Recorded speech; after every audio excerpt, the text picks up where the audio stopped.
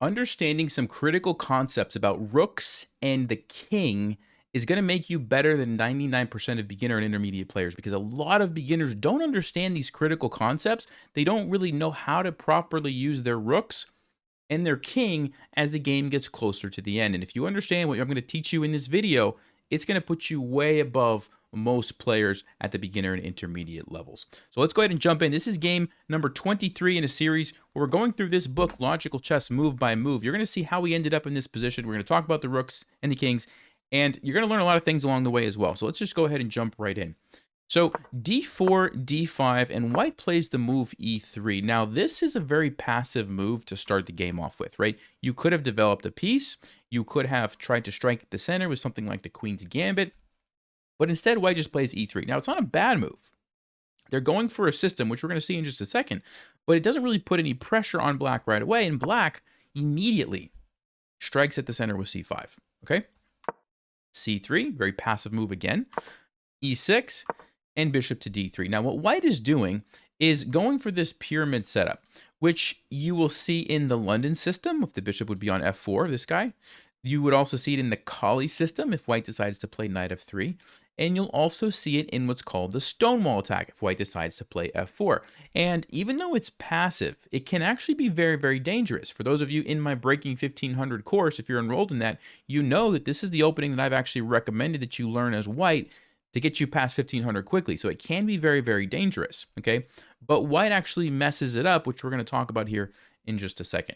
So black continues with kind of the nice aggressive play here, knight to c6, putting pressure on the center. And white goes into the Stonewall setup, okay? This is what it looks like. And one of the benefits of the Stonewall is that you get this really nice grip on the e5 square. See, that's a move that black a lot of times likes to play later on after they get some pieces out. They want to just bust open the center. It's very difficult to do that when white has two pawns controlling that. A lot of times they'll have a knight as well. It's very difficult. However, that does come at a cost. You give up some control of the e4 square, right? You can no longer attack it with a pawn because you've moved your pawns forward. So it's a trade-off, okay? Now, knight to f6, knight to d2, and here black plays the move queen to c7. Now, whenever your opponent plays a move, you always want to ask yourself the question, like, why did they go there? And white fails to do that in this position. So let me ask you guys watching at home, can you see the idea behind why black played queen to c7? There's a very interesting sort of threat. It's a little bit complicated to maybe understand it, but see if you can figure out why they might have gone here. All right, well, in the game, white played the move knight to f3, totally missed the idea. Okay, so let me explain what's going on here. If you will notice, this queen is attacking the pawn on f4. Now, you might say, Nelson, there's a pawn on e3 just defending it. That doesn't make any sense. That's not a big deal. Why do we have to worry about that? Here's why it's a big deal. A lot of times in this setup, black trades here, or if they trade, I should say, white would like to recapture with the e-pawn, okay, because it lets the bishop out, and more importantly, you keep this pawn here, which supports the center, but also this b4 square.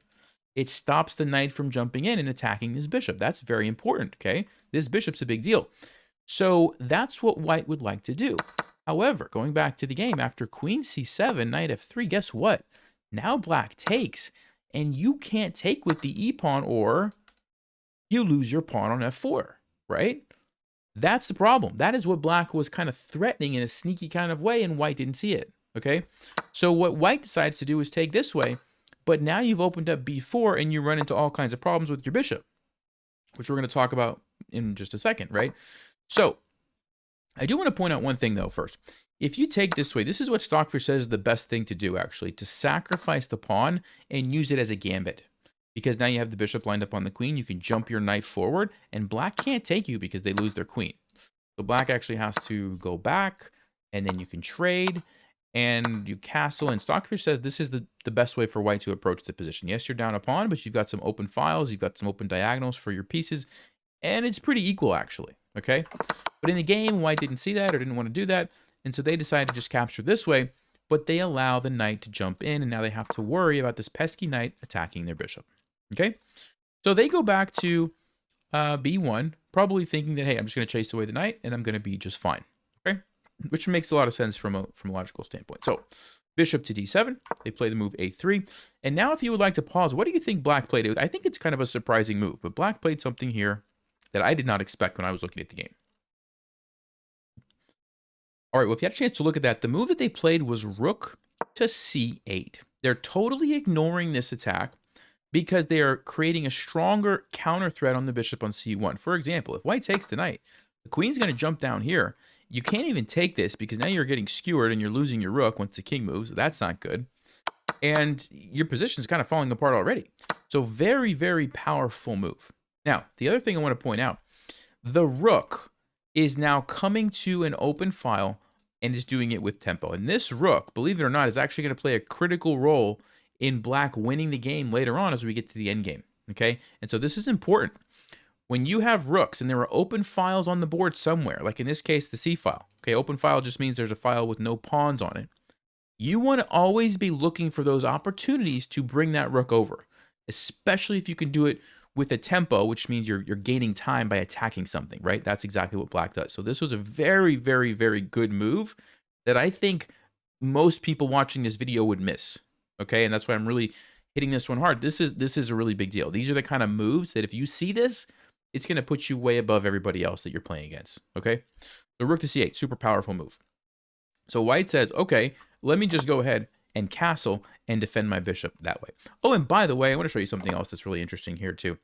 Instead of rook c8, Stockfish says you can also play knight to g4. The same concept of, I don't have to react when my opponent attacks me. I can make a more powerful threat. What's the more powerful threat here? Look at this. You're going to take on e3, which attacks the queen, but more importantly, you're forcing the queen to move away from the defense of the bishop. For example, bam, the queen comes in. And white's position's falling apart, right? Really, really cool stuff when you think about it, okay? So you don't always have to respond to the threats if you have a more powerful counter threat. All right, back to the game. So rook c8, white castles to defend the bishop this way. Okay, what do you think black played next? You had a chance to look at that. Bishop to b5, again with the counterattack, just leaving that knight sit there now for the second move in a row. And the idea is that if you lose the knight, you're going to get a rook. And you say, well, now I'm going to lose a bishop too. I'm losing a bishop and a knight. No, you're not, because this guy on c1 no longer has the support, and you simply take that as well. Okay? And so very, very nice counterattacking move here with bishop to b5. And so white decides, well, I have to play rook to e1. Okay, you don't want to go rook to f2 because the rook's no longer defending the bishop. So rook to e1 seems to be the only move. All right, what does black play next?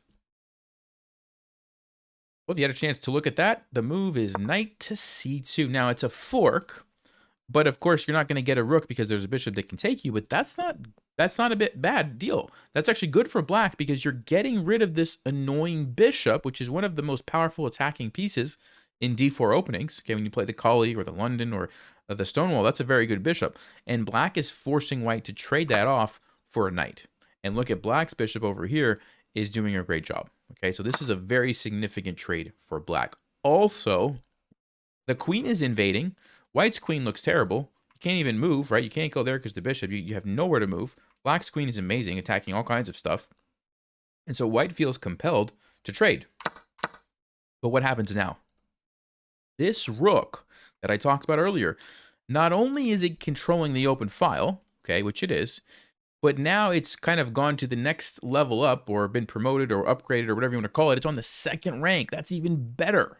Okay, and this is another thing that you need to understand about rooks. Rooks on the second rank are extremely powerful. Second rank if you're black. It would be the 7th rank if you're white. Okay, they are extremely powerful for a couple of reasons. He mentions these in the book. But one of them is that there are usually a lot of pawns on the second rank that are good targets. That's the first thing.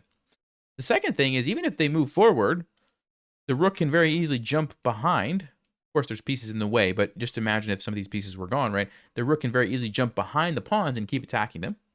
And then the third reason is a lot of times the king gets stuck on the back rank because the rook cuts it off from coming out into the game. We're going to talk more about the kings in just a little bit. But lots of really nice things about this. And yeah, this is very, very critical. Okay, so rook gets to c2. All right, let's see how we continue from here.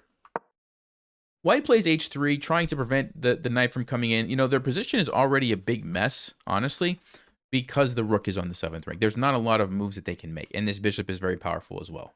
Okay, black plays bishop to d6, continuing to develop. White goes knight to b1, and they're trying to get this bishop into the game somehow. They're going to relocate this, maybe try to bring their rook up and over to get rid of this guy is kind of the plan that White has, but Black's not going to let them do it. What do you think Black played next? All right, well, if you had a chance to look at that, the move is knight to e4. So one of the drawbacks of White's move of retreating like that is you give up control of this e4 square, and so Black jumps on it. They say, thank you very much, knight to e4, and they're also controlling c3, which is where this knight kind of wanted to go. And so really, really tough spot that White is in now. Okay, let's keep going. So White plays the other knight back, trying to get rid of this guy so that they can continue with their plan of relocating the knight over here. What do you think Black does here? Well, they play the move bishop to d3. This is a really good key takeaway, okay, that you want to remember. When you have a piece in an outpost or a square that cannot be attacked by pawns. Remember, we talked about this earlier in the video. The weakness of the stone wall is that this e4 square can become a target, which is what Black has done. But when you have a piece there and somebody is attacking it, a lot of times the best thing to do is make sure you can recapture with another piece.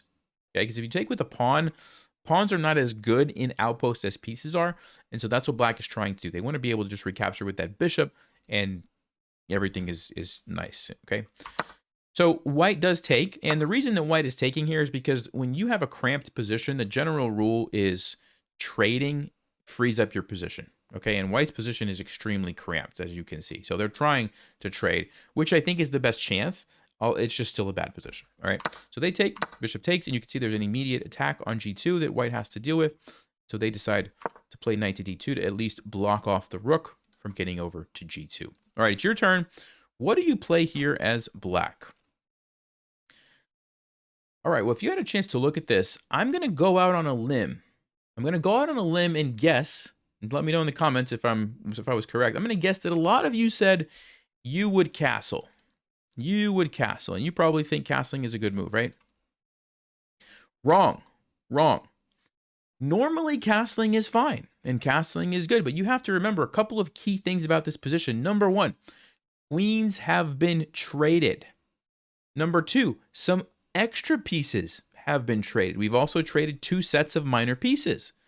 And every time pieces get traded and you get closer and closer to the end game, you really want to consider using your king as a piece to do something rather than tucking it away in the corner like you would in the opening. Okay, this is what a lot of people don't understand. They just automatically autopilot think, yeah, I got to keep the king safe. I better castle, better get it to safety, right? No, queens are gone. Pieces are getting traded. We're getting close to the end game. Now is the time to start thinking, how can I use my king? That is what you need to understand. That's what's going to put you ahead of 99% of people who don't understand this, okay? So there's something here I want to read to you. Some strong players, if I can find where I highlighted. Here we go. Tarash's recipe in similar situations was this. The king must be moved in the ending as far as is compatible with his safety, right into the enemy camp where he can capture pawns, hold up hostile pawns, and lead his own pawns on to queen.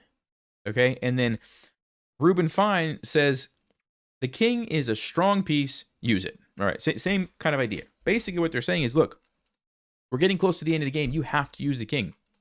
Try to attack pawns. Try to support your pawns. Try to control key squares. There's so many things that the king can do. As long as you're not putting it in danger of getting checkmated, which you're not, that's what you want to do. So all that to say, I know that was a lot, but this is critical. This is what you have to understand. The best move in this position is not castling. It's king to d7. King to d7. Because if you castle, yes, it's nice. You get your rook involved, you come over here and you keep going. But eventually you're going to want to use your king. Guess what? 1, 2. It takes you 3 moves to get to d7, which you could play in 1 move. In 1 move. Critical. Critical that you understand that. Okay, so king d7 is what was played. That's the best move. Stockfish agrees with this, by the way. Okay. So White decides to continue to trade. What else are they going to do? They're trying to free up their position. Black recaptures, and you will notice that this rook is still incredibly powerful. This rook is amazing because White can't do anything. You can't move your bishop. It just gets captured. You can't bring your king into the game. It's being cut off by the rook. This guy is being attacked. It's stopping this rook from getting, I mean, it's just an amazing piece. Okay? All right, so White plays the move rook to b1, and they want to push this pawn forward and then move their bishop or rook or something and try to get this rook off of the second rank. Okay, that's what they're trying to do. So what does Black do? brings the other rook over, cements the control of the c file, as well as supporting this guy on the second rank. So if for some reason it did get traded off, you'd be able to replace it with another rook and pick up right where you left off. Okay, also taking your piece that wasn't doing anything, putting it to a more active square, absolutely makes a lot of sense. The white continues with b4, and now if you would like to pause, what do you play here if you are black? You had a chance to look at that. The move is rook to c3. Now, there's a couple of good moves here, but this one just stands out as a very obvious choice. Because remember what I said, white probably wants to do something like bishop to b2, okay? They want to go bishop to b2. They want to, move this rook over maybe to fight for control of the c file or something like that. So when you play rook to c3, you are basically saying, look, you can't really go there because of rook to b3. Now, what's the big deal about rook to b3? Well, it's attacking the bishop. Where's the bishop going to go to? You can't go here, you just get captured. You can't go here or you lose your rook. So you would have to go back to a1, but then guess what? The pawn is undefended and black wins a pawn. Now this rook can invade, you're on the second rank. You see how you're just going in, you're busting into the position. Okay, so here's a good example of how if you can predict what your opponent is most likely going to do, which in this case, it's not that hard, right? It's like, okay, they move their rook, they push the pawn. Clearly, they want to probably go here to try to get the piece out. How can I prevent that, or at least be ready to respond with a powerful move? And that is how you would come up with this idea of, okay, well, if I bring my rook up, then I'll be able to go to b3 and do what we just talked about. Also, it's just a good move. It's just like, hey, I'm just also attacking 2 pawns, right? That just seems like a smart thing to do. And it keeps it supporting this guy, and it keeps it on the open file. Everything about that move just makes a lot of sense. Okay, so that's kind of how you would come up with that idea. So white decides to go king f1, and I think the plan is to do something like rook e2 eventually. You can't do it right now because your bishop would get captured, but they're hoping that at some point in the future they can maybe do that. All right, black's turn. What move do you play here as black? All right, if you had a chance to look at that, the move is king to c6. Okay, again, going back to what I said earlier, the king is a powerful piece, and it must be used at the end of the game, or you're gonna miss out on winning so many games that you could have won. Right? The king needs to be used. You've already got these pieces almost perfect. This guy can't do a whole lot with the way the pawns are set up, so bring the king in. Okay, that's the way to do it. Now, I want to point out one thing here. Stockfish had a different plan in mind. Even though king c6 is a very good move, the Stockfish approved way to do this had to do with using the rooks along the second rank. Okay, now this is a little bit complicated, but I'm going to show it to you anyway because I think it's instructive. If you can ever get 2 rooks on the second rank if you're black, or 7th rank if you're white, that is extremely dangerous. Okay, so for example, if I could move here and then next move here, I would be in total control. The problem is if I go here now, white's going to play rook e2 because I gave up the threat on the bishop, and now they have time to, do this, and they just trade. It's not as good for me. I didn't get 2 rooks. I only have 1, right? So here's what Stockfish says. Watch this carefully. G5. The point behind G5 is to get your rooks on the second rank. Okay, double rooks. And it looks like this. If they take you, the bishop comes in and attacks here. Okay, you've got to move it, and you've got to defend your bishop, so only move is here. But look at this. Look at the f2 square now because the bishop is supporting. Check, and bam. You now have both rooks on the second rank. And you can see how dangerous this is going to be for white. There's really no way to stop what's about to happen. I don't even know what white can do. You take here, and you're getting checkmated, basically. Okay? That's how powerful it is. So that's Stockfish's idea. And by the way, going back, if white decided to not take and play the move g3 to try to defend, notice what this move does. It opens up the h2 square. And again, your plan is the same. You want to get both rooks on the second. Remember, last time white tried to do something like this, but look at this. Check, and you're winning the piece. Okay? So you have this skewer idea which stops white from doing this unless they're willing to give up a piece. So really, really clever idea by Stockfish here with g5. And I just wanted to show you there's more than one way to win a game when you're in a really nice, solid position. But this is kind of the tactical Stockfish way. King c6 is the more positional, slow approach, which most humans would probably come up with. Okay, I think most grandmasters would play this move, and only the ones who are really paying attention would probably find g5. Okay, all right, let's keep going and see how this game finished out. So Bishop to b2. What move does black play now? Well, if you had a chance to look at that, we kind of already talked about this, but rook to b3, right? This was the idea that black had, and they follow through with the same thing, putting the pressure on the bishop.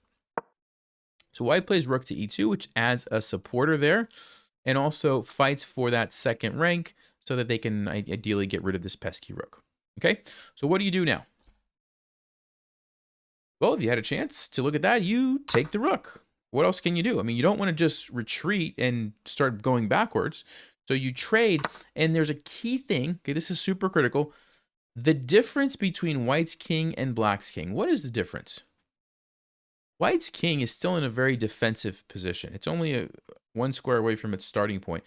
Black's king is already kind of started to invade and is ready to keep going. Sorry. And you're going to see how that's going to be enough to win the game. Also, there's one more critical thing about the position that you guys should be able to identify. What is it? It's this pin right here. This is huge because what this means is if you move your bishop, you lose a rook. And if you move your rook somewhere, you lose your bishop. So essentially, black's rook is tying up both of white's pieces, which is huge. They can't create any counterplay because of that. Okay, what I just said should give you a very, very huge clue as to what move black played next. What do you think they played next? King to b5. Now, why is that such a big deal? Well, number one, I already told you the king was invading and getting ready to keep attacking, so that makes sense. But also, you want to keep these guys stuck as long as possible. Okay, so if you played a random move like h5, guess what white's going to do? Rook c1 check. And they get out of the pin. Now they can play maybe like rook c2, and it's a totally different situation. There's no more pin. The rook is actually active, and you have to start calculating like what happens if it comes in and starts attacking you, and you don't want to put yourself in that situation, right? So that's why getting away from this check is critical. Critical. All right, so here white plays the move king to d2, and black kind of continues with the plan here of king to a4, just invading with the king, getting the king in the most active place it can before they go for the killer blow, okay? White goes back. What else are they going to do? You know, if they move this way to try to attack the rook, they leave this pawn undefended, so they didn't really want to just start dropping all their pawns. There's not really anything else that they can do, okay? So that's why they're just moving back and forth. And now black is kind of set up everything as best as they can, okay? They've got the rook in a really nice position, pinning these guys. They've got the king supporting. This bishop can't really be improved. What do they do now to break through? Get a chance to look at that. The move is a5.